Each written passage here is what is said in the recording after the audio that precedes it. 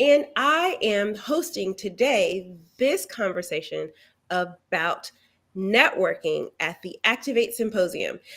We are here to activate your zone of genius. So, if you're curious as to how you can really present yourself better on screen, or maybe you're just a little shy and have a hard time really connecting to an audience, or maybe you just aren't sure exactly where you can go to do these presentations so you can get those referrals in your business, well, you are going to want to meet our panelists for today, as they are experts in networking and presentations. And we are going to dive into this topic today. If you are watching on whatever platform you're watching, feel free to chime in like Miss Peggy did right here, and let us know what you're thinking. If you have any questions, comments, rude remarks, we will take them all because you are a part of this conversation as well. Welcome to the Activate Symposium. Joining me today, I have a fantastic group of women. We're all girls today. So first, helping us have this conversation is Colleen Strooby. Colleen Strooby is the follow-up fortune finder, and helps people really understand how follow-up helps them go from connections to currency. We also have the lovely Amy Lancy, who is a communication consultant. But more than that, she is the introvert whisperer. She can help an introvert find their inner extrovert and help them really tap into all of those. Look at, we have our audience already chiming in. Look at that. I love it. All of those presentations, those scary moments, really lancing the dragon in the room to help them open up in that way. And then if you are not sure about how to have an amazing presentation, well, then you're going to be excited to hear from Jen, because Jen helps you speak like a boss. That's right. She is a presentation expert and helps all of us really lean into our best presentations. All right, ladies, are you guys ready to dive into our topics today? Can't wait. Yeah, absolutely. Let's do it. All right. So, first question of the day is really as simple as, why are presentations so important when you are trying to grow your business? And so we'll start with Colleen, and then we'll work our way around. How about that? Well, I think presentations, I look at that as personal networking, right? And you're doing your presentations, you're out there. It's how people get to know you, like you, trust you, and then remember you. So being able to tell people what you do in a way that they lean in and going, oh, tell me more, is really the ideal way of working in your presentations. So. Absolutely. Amy, what about you? Why are presentations so important? So I love that you call me the introvert whisperer. I never thought about myself that way, but you're right. You're right. So here's specifically if you're an introvert, presentations are important for growing your business because we may be social butterflies, some of us, but it drains us. And so I personally love presentations because I'm an ambivert, so I have introverted tendencies. And so I love the idea of preparing for something, getting on stage, having everyone's undivided attention, saying my piece, and then walking away. And then whoever is attracted to me can come after me after that. So, and it's just a time. And even if you're not an introvert, for you to have a period of time when you could just give the audience a big dose of what you have to offer, it's huge, it's important, and it's a fantastic way to find leads. Absolutely. Jen, you want to chime in on this conversation? Oh yeah, absolutely. So raise your hand if you are watching and you like to watch Shark Tank. Oh, I've been there. Yeah, I mean, I'm obsessed with Shark Tank, right? And if you're the kind of person who's like, yeah, but I don't ever want to be that person who's pitching for money, I totally get it. But anytime you're up in front of a group of people, you are pitching something. Even if you don't want to be the salesy person, even if you're not looking for $100,000 from a shark on TV, you are sharing something that's super important to you, that is part of your critical mission. The best way to do that is to communicate clearly, which includes both what you say and what you don't say. So I like to help people kind of get into their zone of genius. Part of it's preparation, and part of it is just being in the moment and being present when you're connecting to your inner mission. So I love helping people with that. Yeah, I am a true introvert and suffer from social anxiety. So when Amy and I connected, it was really over that that bonding of introverts who have to be, uh, external. And one of the phrases that I always say is, I'm an introvert, and it would be my best life to be able to sit on my couch and have money come to me, but it's never going to happen that way, right? If I want to eat, I have to go outward. And I love the fact that presentations not only are small things, right, in those small areas in which we kind of connect and kind of we're able to really kind of connect to an audience, and then we can draw them in, the ones who really want to be a part of it. But also it's a great way for us to share our passion. So as we're kind of thinking more about like this, why presentations are so important, what would you say the most important thing to think about is when you are choosing what kind of presentation or what group of people that you want to present to? What are some things we should really consider when we're thinking about, like, I want to present my business now, and how should I go about doing that? So, Jen, let's go back to you and kind of have you start this round. Awesome. Well, as a public speaking coach, a lot of people who come to me have this vision of doing a TED Talk or something like that, where you've got 20 minutes of very specific content that you're delivering, usually with PowerPoint slides, and you may or may not travel for that opportunity. It's published to YouTube, that sort of thing. But what a lot of people don't consider is TED Talks can only do so much for you. They're generally not paid. They have a very specific format that you have to follow, and people spend sometimes years practicing and rehearsing their TED Talk. So I like to help people identify, when I work with clients, like, what is your ideal stage? I've been on various different platforms, from podcasts to radio to TV, but I know what my ideal stage is. So, I like to do the variety, but some people are like, nah, I'm introverted. I feel uncomfortable. I have anxiety. That's totally cool. Maybe a retreat might be a better place for you to intimately connect with the kind of people you serve. I also have people take a look at their secret sauce, if you will. I'm a very high energy person, so I can do a keynote if that's something that comes up for me. But some people are more, low energy or more education based. And those types of people would benefit more from a workshop style of presentation, or something where they can rely upon notes or facilitating an experience for their audience. So I love helping people figure out, what is your secret sauce, and what makes you feel more comfortable to get in front of people, and the people, how they like to gather. Not every one of us wants to be on a huge stage with a big TV screen and jumping across the stage. That's okay, but there are many different ways to speak. Absolutely. Colleen, I know you're a networker, and so you probably know some great places that people can do these presentations. Yeah, well, like Jen was saying, like, there's all these different types of places, and a lot of times people don't realize that even when you're doing a one-to-one, you're doing a presentation, right? So, and you can look at it that way. And I was, like Jen was saying, like, I never thought of myself like with the mic on the big stage. That wasn't something that, like, yes, I have to do that. That wasn't like the dream. But what I realized that, because I want, like, everyone in the room to know me and know how I can help them and be a resource and all that. And the fastest way to do that is through presentations, right?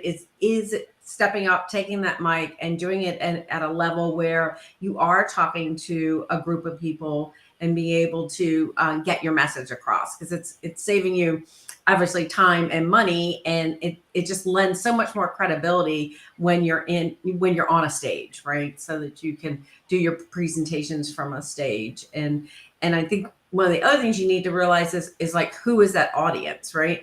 Because you don't want to just like go and do your presentation in front of somebody like who doesn't really, that's not your ideal clients, or your strategic partners, or people who are like make sense. It's like you want to be strategic about where you're out there and doing your presentation. So, but Absolutely. if someone asks me to talk, I'm usually like, okay, let's go. Yeah. So, Amy, what are, especially for those introverts out there, those, as the introvert, whisperer, where are some places that you would suggest people who are a bit shy about presenting, some places that they can start? So I would first ask the question of, where does my audience roam? Where do they love to go to? Where do they hang out? What's a fishing hole that I can go to? For instance, I have a client who has a course all about retirement living, and this is a course that is geared toward people who are 60 years old and above.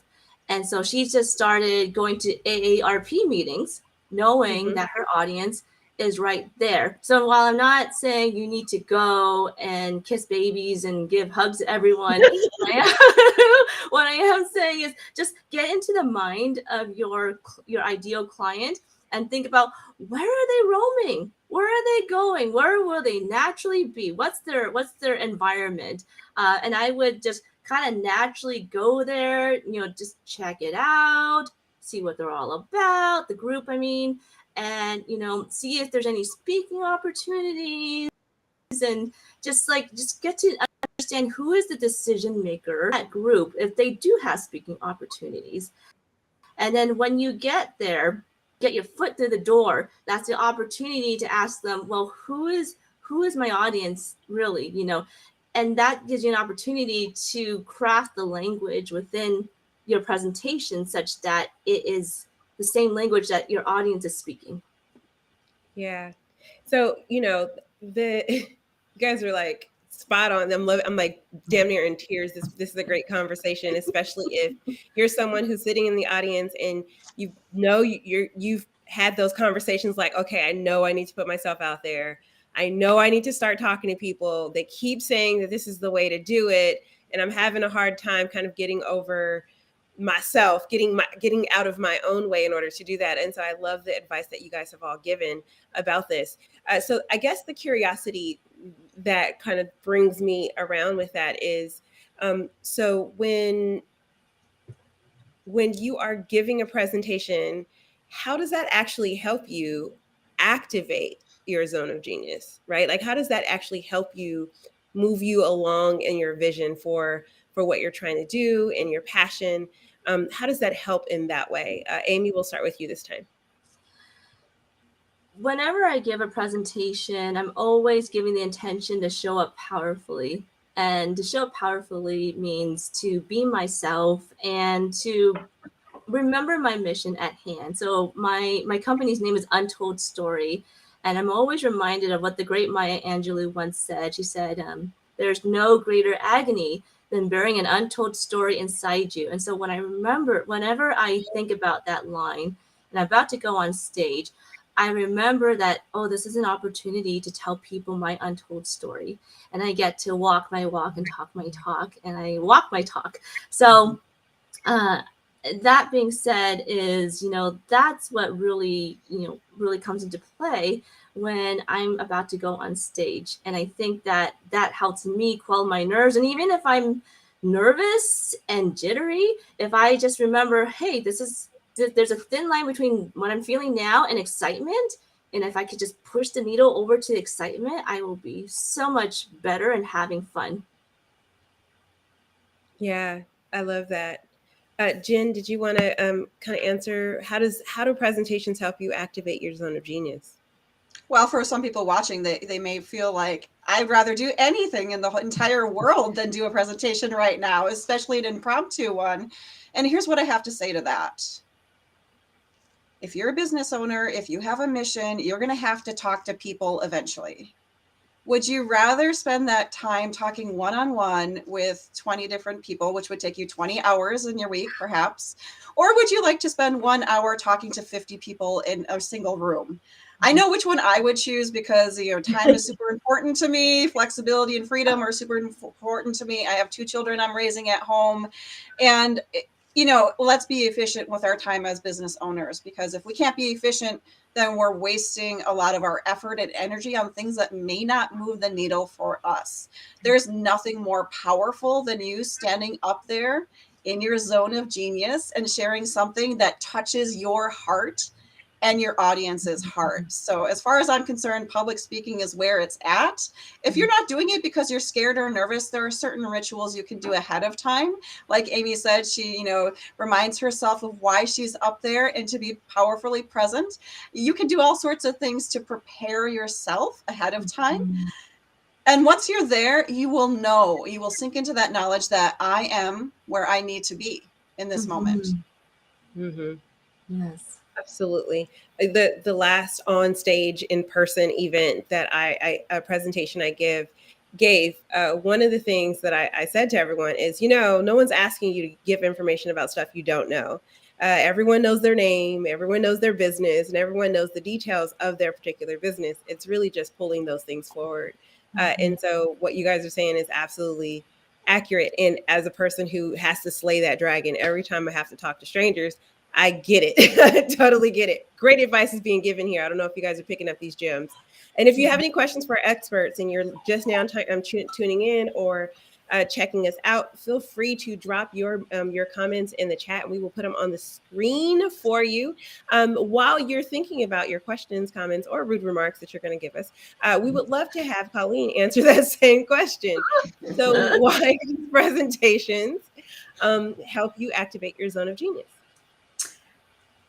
I think if you, like you were saying, Monica, is like, you know what you want to say, right? And yes, it may come out differently at different times, or you might trip up on a word or hear or something like that.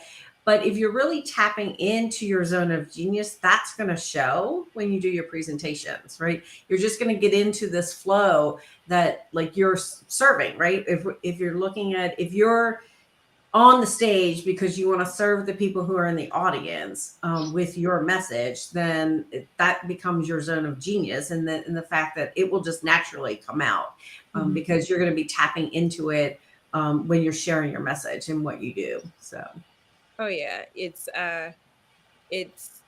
when you really love what you do, you kind of light up when you're talking about it, right? Like it kind of glows from the inside out as opposed to being that forced smile, right? And so I do notice a lot of times when there are people who are nervous about their about their presentation, those first few moments where they have to talk about themselves, they're like, ah. And then as soon as they start talking about the part that they love, you just kind of see them relax. Yeah, there's a flow, right? They're flowing. You're absolutely right. I love that. So just out of curiosity and just for our audience's point of view, I am curious about what is each of your zone of geniuses here on our stage. And I kind of know a little bit.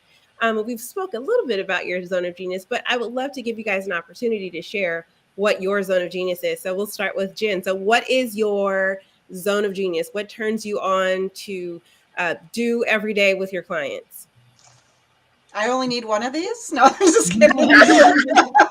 I have more than one, of course, multi-passionate entrepreneur, but I'm a professional speaker who helps women leaders show up confidently in their personal and professional lives. So through a combination of public speaking techniques, I help you create your signature speech. If you've never done a signature speech or heard of it, it's basically your foundational message that you have to share with the world, whatever format that message takes place in.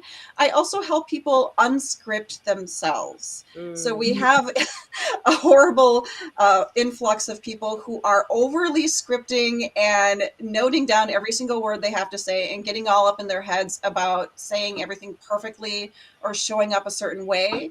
So I like to help especially spiritual entrepreneurs and wellness entrepreneurs recognize that you have some intuitive and empathic tools within yourself that you can use in the moment as you're doing your presentation. So I like to do a mixture of preparation, because we rise to the level of our preparation when we're on stage, but also grounding yourself to be clear on your message and to let it come forth in the manner in which you can do it best.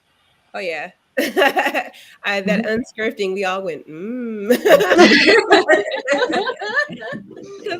it's so incredibly true, right? Like we have seen those people who stayed to the script and like we just wanted them to please break away from the script and just talk to us like a normal human. So that, I think that resonated with me. I don't know with Amy and Colleen if that resonated with you as well. Yeah.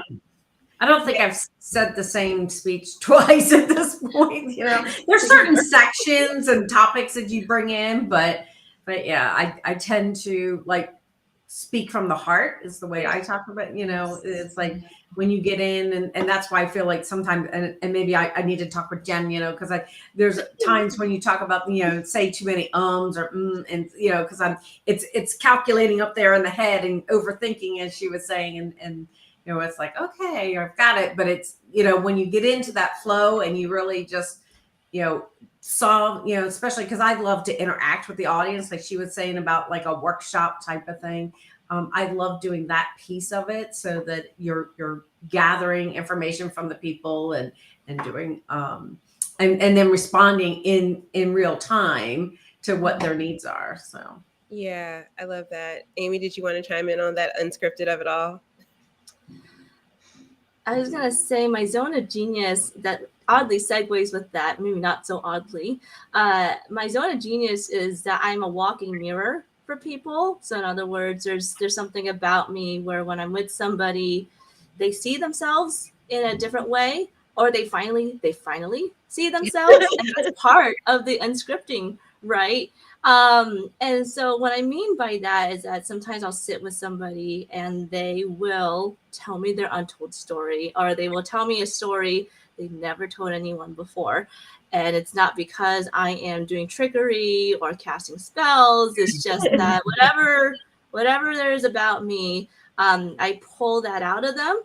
And when they're able to see that, it's easier for them to understand what is it that they really do and how do they really communicate that. We kind of touched a little bit about this, but the first principle of my mastermind, which is called the Milk Crate, the first principle is lead with your heart, because when you lead with your head, that's when confusion happens, right? Mm-hmm. And then the second principle is embrace rejection, because it's a part of life and there's a lesson behind every event of rejection, whether it's your fault or the other person's fault. And then the third one is change your language. So it doesn't mean you give up your voice. It just means that you become aware of your surroundings. You become aware of the people that you're talking to, and you switch up some of your wording in order to open that door of opportunity. Oh yeah. That thank you for those really quick get right moments right there. I love that. So the interesting part about what both of your zone of genius are is they're similar but different. Mm-hmm. And what I love about that is one of the kind of major missions for Mink Life Motivation is to share with people that there are different strokes for different folks, right? There are different experts for different people and different needs and different stages of the game. And the way that you guys connect with people is different, but in the end, they kind of get to a similar place. So I love that. And I love being able to put these kinds of stories on display, these kinds of people on display for the world to see that there are amazing people that you can connect with that are tangible. They're not these big, like huge celebrity coaches, but they're real people offering real help in real time for you. So I just love that. And I love having you guys on the stage for that. Sorry, I got a little battery situation here. Colleen is one of our trainers here at Mink Life Motivation. And so she was able to share what her zone of genius was last week. But for the record, if you want to share quickly what your zone of genius is as well, that'd be awesome. Now, what was it last week? Because I'm going to see if I changed it this week. Impromptu. Oh, true story. True story. No, so I consider my journey as being the hub or the connector. So I love connecting people to those tools and resources they need and those other people. And we looked at being an includer in the sense of, being able to include people in the conversation and what they're doing. So, and oh no, did we lose Monica? She'll be back. No, I'm here. I just had to go plug my computer in so that. Oh, there we go. I was like, we're going to carry on the conversation until she gets back. So No, I'm here. And I was like using your spot as a moment for me to make sure that I don't leave the conversation There we altogether.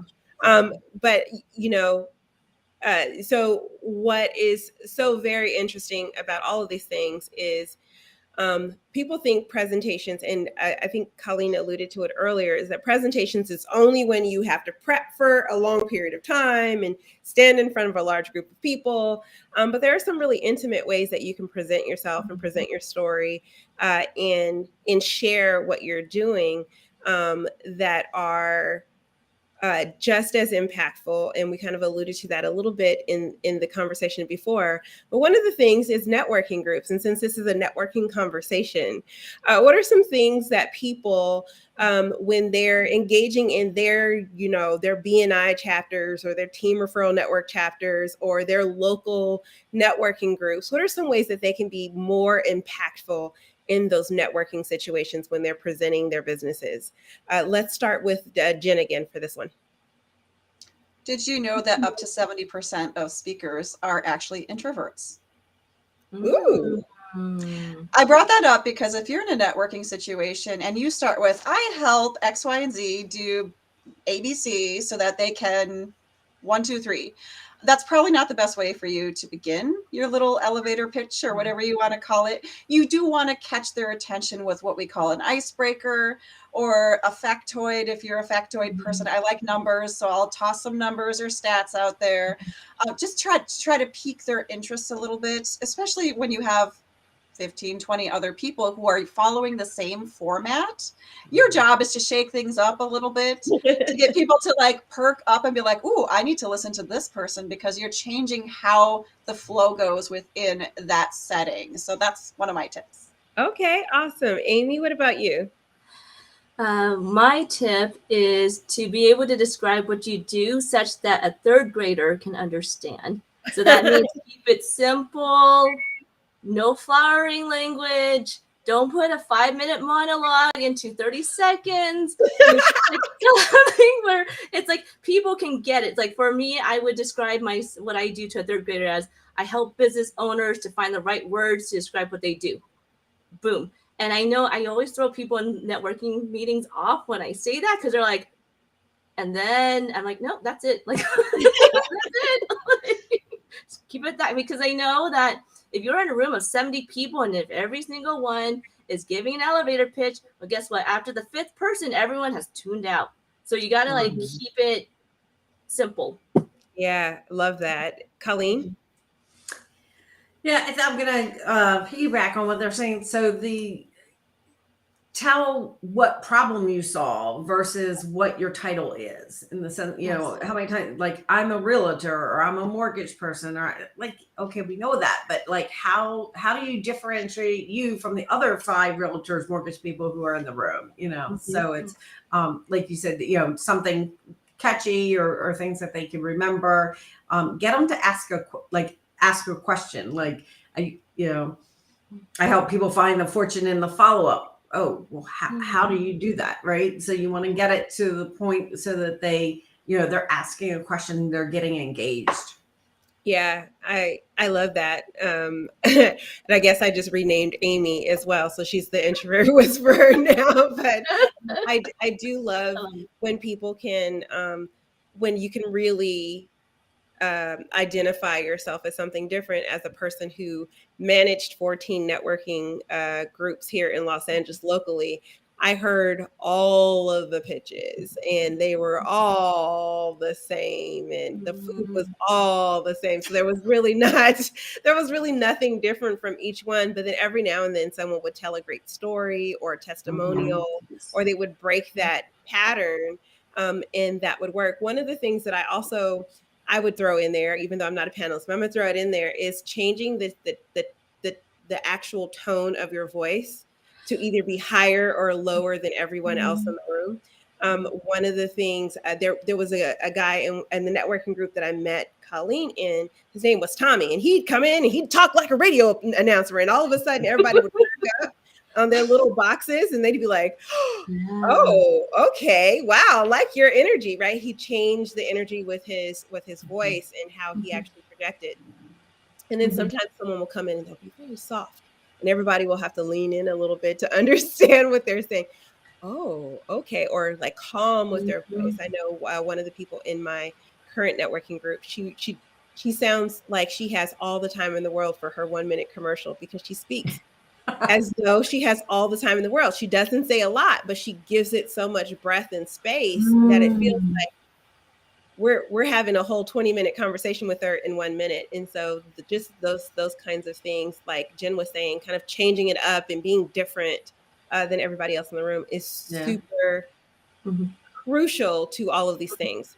So as I was going to say one more thing might be have a visual, right? Yeah. Sometimes like if you have, if your product can have a visual, that way that, it's something they can see and hear, it's just an added touch. So yeah. And don't be afraid to be dramatic. Like it's hard to do that in a 2D situation, but if you're in person, I love that. Don't sit here like this and this is what I do. This is how no, like expand your presence. Yeah. People want to work with people that love what they're doing and doing it. So very true. Absolutely. I kind of pull on my cheerleading days. I used to be a cheerleader. Even though I'm an introvert, and even though I have no desire for people to look at me, I do love cheering people on, and I do love dancing, and I do love being able to use my voice. And so one of the things that I do in networking opportunities, for instance, is I lead, like I let my passion of what I am doing well up inside of me, so that when it's time for me to speak, I'm like, okay, I'm Monica Henderson and I'm excited because this is what I'm doing to change the world, and I want you to do it too. And then all of a sudden there's like a different kind of like me who shows up, as opposed to the me who's like, oh crap, it's almost my turn. Oh my God, they said I'm next. Oh crap, oh crap, oh crap, oh crap, oh crap. It's coming. Oh crap. So really kind of taking all of that anxious energy and turning it into, okay, we're going to ball all that passion up and we're going to let it out for these people. So it's one of the things that I love doing in these networking situations. So one of the things that I wanted to kind of, I guess, shift gears a bit and talk about is, what are some myths that there are about presentations and how to be a great presenter? I mean, I know we have two presentation experts on the panel here, so I know we're going to get some good stuff. I hope you got your pens and pencils ready to understand what we've been lied to about when it comes to these presentations. What are some myths that people think about when they're doing presentations that are just not true? So Amy, did you want to start? Yes. So you don't have to be this, you don't have to suddenly turn into this typical charismatic car salesman in order to give a presentation. I mean, it's great if that is how you naturally are, but if you're not, then you don't have to you just don't have to pretend to be someone else, period. So there is a way to make presenting work for you naturally without having to be like, I'm going to take on this other persona over there. That's someone else's persona. It's like, that's not the only persona that people will resonate with. There are parts of you that people will resonate with. It's just a matter of coming out of your shell. Yeah, that's so true. If you think about comedians, they're all very different, and yet they all kind of get the same point, right? Exactly. Like the point of laughter. So that makes sense. How does that myth resonate with both you, Jen, and Colleen, about that, like that thought that, oh, well, I have to show up and be somebody else in order for me to give a great presentation? Well, that's interesting because if you're showing up, chances are good you're going to show up in your comfort zone, or maybe a little bit outside of your comfort zone. So you literally cannot be anyone else but yourself in that moment. So that's one thing I want to call out in the industry. There's no way for you to be inauthentic as a presenter. It doesn't exist. You will always be who you are meant to be. But that being said, there's nothing wrong with throwing a little drama in there and making it interesting for your audience in the way that feels right for you. And I can't tell people what that is until I meet with them one-to-one. Yeah. But everyone has their flair and their style and their way of delivery. One thing that I think is a myth is you get some kind of award for like saying as many words as you possibly can and stuffing that 1 hour with like all the things, right? There's no All the award time. for that. This is not a this is not a race. You know, you don't collect mileage for the words. Mhm. And depending on your audience, Yeah. if there's more men in that audience, they won't hear half of what you're saying anyway. Yeah. So here's the deal. Utilize the power of the pause, my friends. I love that. Great. That was great. But so I totally hear you. I hear you saying that you can't show up as yourself. You can't not show up as yourself. It's going to end up being which version of yourself you want people to see as opposed to which one they're not. Totally hear that. And I totally hear that essentially you just want to be a caricature of who you are. A little bit more drawn out, a little bit more dramatic version of yourself. Yes. Is that what I'm hearing? Yes. Oh yeah, good student here. All right, Colleen. So what is a myth about presentations that we want to debunk in this industry? Well, I think Jen said it earlier. Another one was that the fact that everything had to be scripted, right? So that you have to come back. So I think that was one we want to just highlight again, that you don't have to do that. You can, come out. You need to be prepared, like she said, but not, it doesn't have to be like, oh, I forgot that word. Now I got to go back. And, because I've done that in my head before. It's like you're going through and it's like, oh crap, I didn't say that word. So now I got and then you get thrown off, right? And instead of just having like bullet points in your head and then talk to those and tell stories to those. I think the other thing is like you were saying about showing up. I think you don't have to show up all in what we'll call from the bank language an A action style, all up in everything. It's like be in the also like help with what the audience is, right? So that you can be yourself, but then be able to present in a way that everyone's going to it's going to resonate with them, right? So absolutely. So one of my favorite things, I don't know if you guys ever saw the documentary Homecoming, Beyonce's Coachella concert. So there's a lot of scenes of her in rehearsal, right? And she's like talking about like the show starts in rehearsal. And in the end, no one knows the mistakes I make on stage. So if I get really good in rehearsal, then I'll be able to go from one moment to the next without actually missing a beat, even if it wasn't a scripted part of what we were doing. I at least know spatially where I'm supposed to be. So I think that kind of theme keeps coming up in this particular conversation. I was like, this sounds a lot like what Beyonce was saying. there you go. Right? Where it's like be yourself, right? From rehearse so you know Aladdin. That's from Aladdin. Exactly. So, rehearse so you know exactly where you are in your talk and what points you're supposed to get across. But then be in the flow of in concert, if you will, when you are actually giving your presentation, allowing yourself to really show up authentically and presently as yourself. I am digging this conversation. So awesome. And I was going to say, and if you forget something, which every speaker has, right? You've forgotten something. Don't beat yourself up over it because they didn't know about it. And you can just, that's a great time to have an extra follow-up. Oh, one other thing I wanted to tell you, and follow up that way. I was also going to add, since Monica, you mentioned Beyonce. Doesn't Beyonce go by Sasha Fierce when she's on stage? And so maybe that's another tip to follow from her is if giving yourself a different name going on stage will get you to switch hats, then go for it. I've not tried that yet, but I'll let you know how that goes. I'll try it. You mean maybe you're not the introvert whisperer when you're on stage? I'm just gonna just like hop on stage and do my thing. Oh yeah, no, my hangups don't allow me to just show up and be on stage at first. The first 10 minutes are always scary. Always scary. It never fails. And truthfully, I had crippling social anxiety. So the fact that I was on stage in the first place, it was really a victory in itself. And then once I go into again the parts that I love and like really kind of connecting in and being in that moment, and I try to pick on someone in the audience, right, to like have a direct conversation with several people in the audience along the way. All of those things really, really help. But it is that practice ahead of time, and also realizing how I broke through my social anxiety was my mom forced me to be a dancer.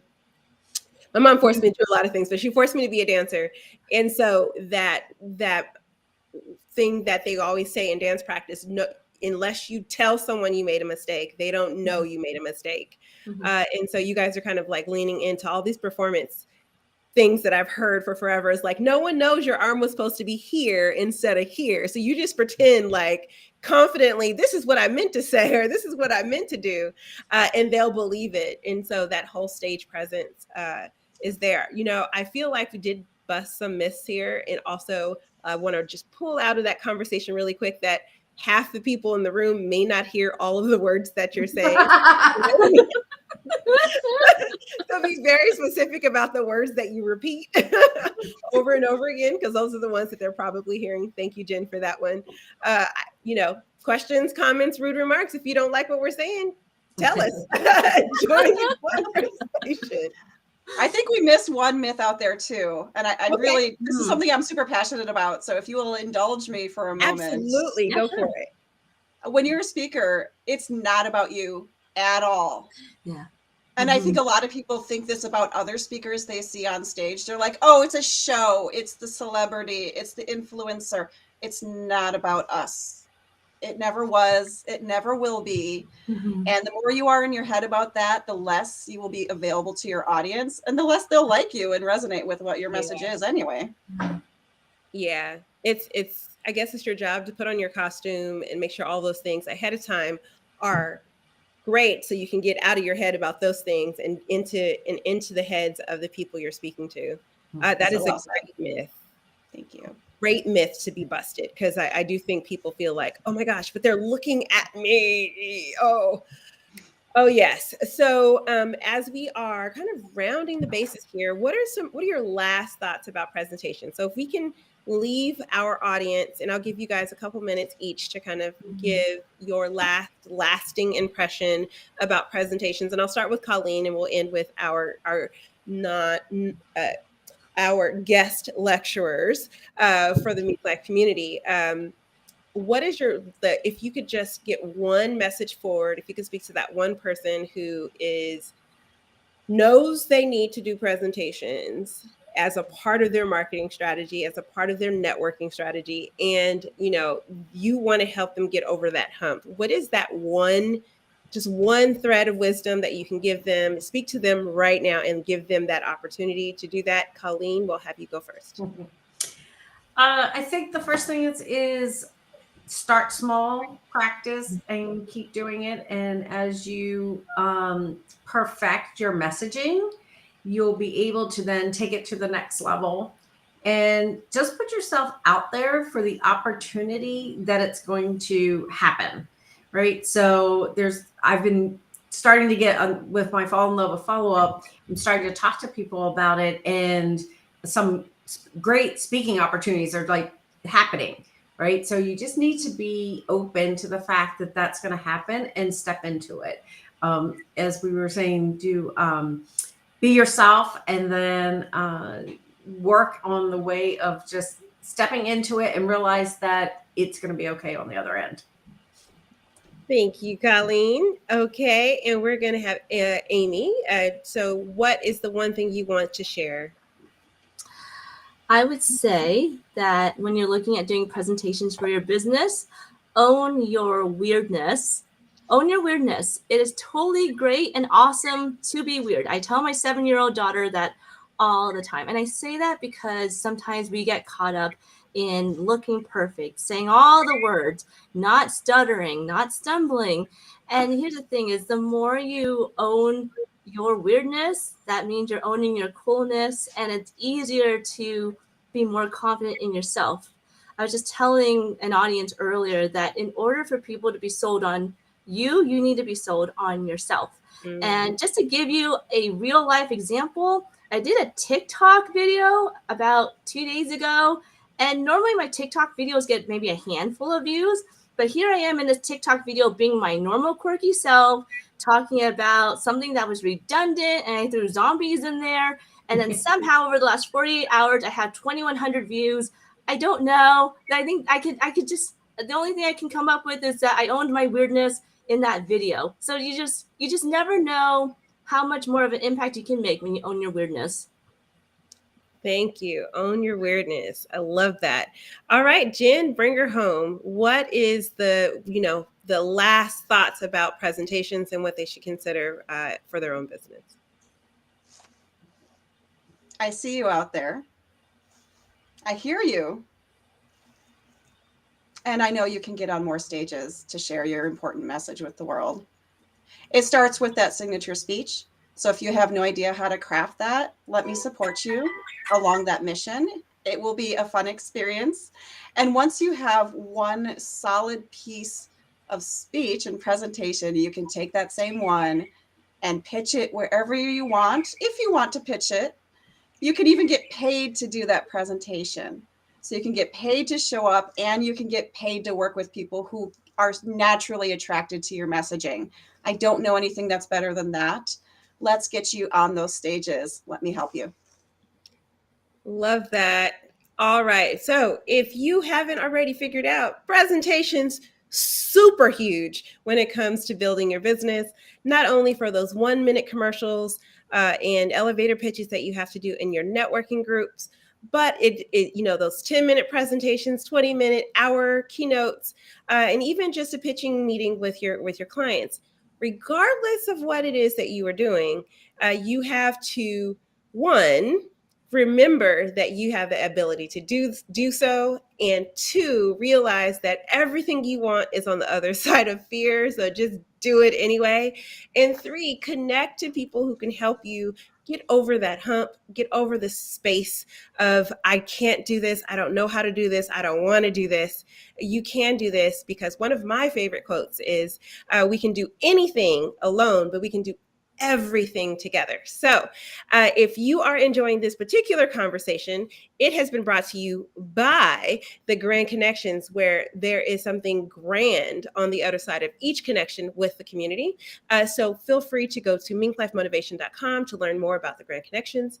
And if you're interested to see each of these speakers, they are all having a presentation tomorrow. So go to minklifemotivation.com/symposium events, where you can sign up to be a part of their events. They're doing live recordings. And if you miss it, it's okay. We will be able to get you the recording as well. Love to have so many people. And this is exactly what the Mink Life Motivation community is all about. It's about real people offering real help in real time. Thank you so much to my panelists for being here today. You guys were awesome. This was such a fun conversation. Literally, we have these kinds of conversations all the time. And so I'm so excited to bring this to the public forum so people can see how we really hang. Again, if you are interested in learning more about them or anything here, let us know. Thank you for joining us today for our panel discussion on networking. And we will see you next time. Bye. Bye, guys.